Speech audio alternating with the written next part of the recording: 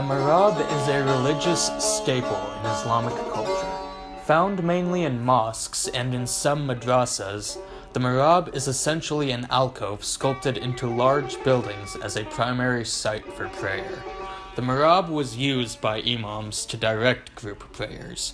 Following the pillars of Islam, the mihrab was oriented towards Mecca to allow any and all participants to properly pray in the direction of the Holy Land. The mihrabs were sculpted from large slabs of rock. Elaborate mihrabs, like this mihrab found in Isfahan Square, were particularly elaborate and used as symbols of the patron's wealth and power.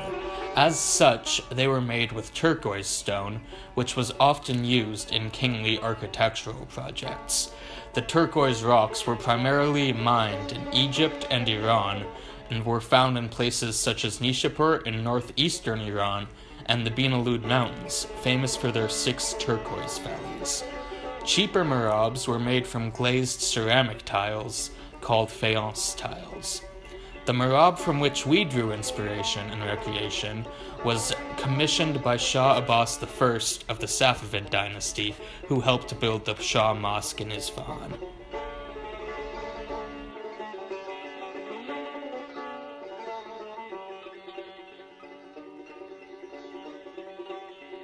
The designs of the mihrab is primarily highlighted by the geometric and floral patterns and calligraphy, extremely popular within the Islamic world because of their aniconic quality.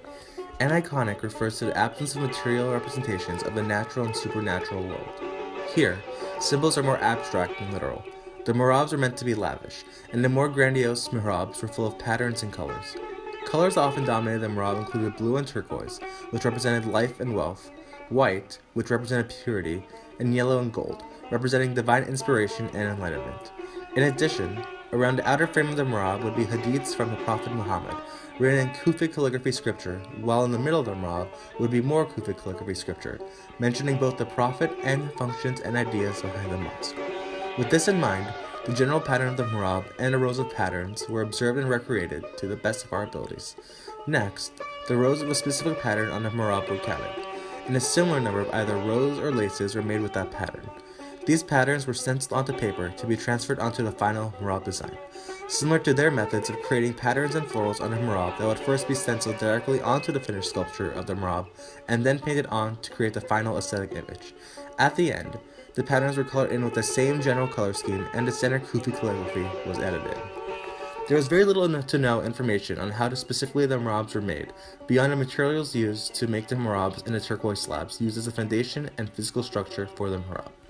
Clearly, we did not have giant slabs of turquoise or tile to create the foundations of the mihrab, so instead, we decided to try and make a frame for the mihrab from which we could place the butcher paper onto to create the overall look of the mihrab. Butcher paper was used because it is large and flexible enough that it could wrap around the framework of the mihrab without damaging it too much to retain the overall aesthetic appeal of our homemade mihrab. The designs and patterns of the mihrab were drawn and designed with stencils and pencils, and then painted in with acrylic paint. Our research did not find specific details on what kind of paint was used, so we went with paint that would reflect what the overall aesthetic image of the mihrab would be. In designing the mihrab, the most difficult part in regards to its construction came from figuring out a way to construct its physical structure to create its overall figure, while being able to have a cohesive, logical, and sensible way to add the stencils and aesthetic aspects of the mihrab to the final product. In particular, the idea of shaping the dome became the biggest talking point within the group. For many days, we had no idea how to create a skeleton structure which would allow some version of the dome to be made. Because the mihrabs were sculpted from a large slab of turquoise already in place, it was easy to carve out a beautiful dome for use because the sculptor did not have to worry about foundation or separate features.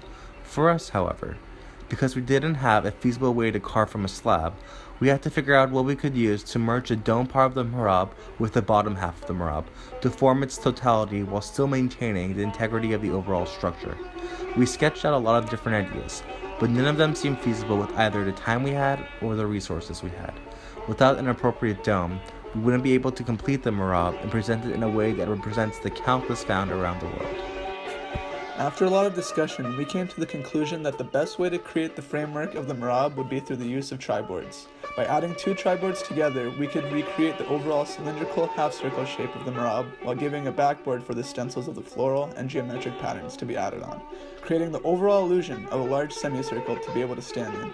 Using 2 trifolds next to each other and then 2 more trifolds on top of them allowed for both height and length of the mihrab to be adjusted to fit any potential changes in dimension, allowing it to be flexible enough for any changes to our designs that we would make. To account for the dome, we realized that with enough pieces of cardboard taped to the top of the triboards, we can make them meet at the center region of the mihrab and tape to create a skeleton for the dome similar to the patterns in a roof.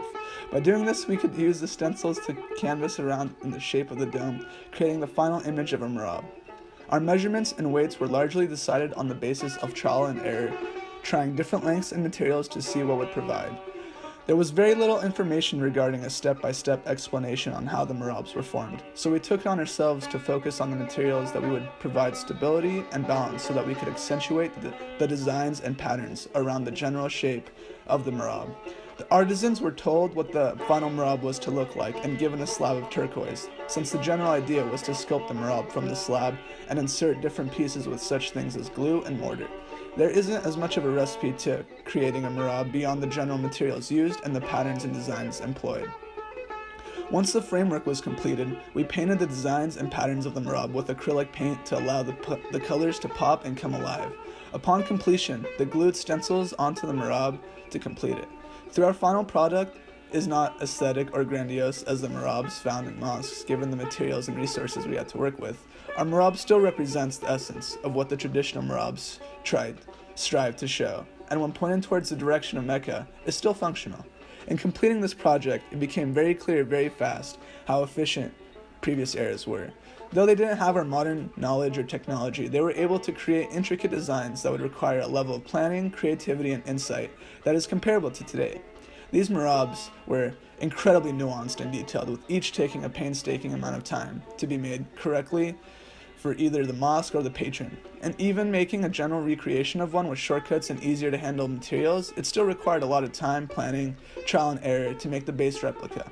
To create something as beautiful and intricate as the original mihrabs demonstrates that despite the lack of data and technology, previous eras still had the ability to use math, design, and ingenuity to create art comparable to anything made today.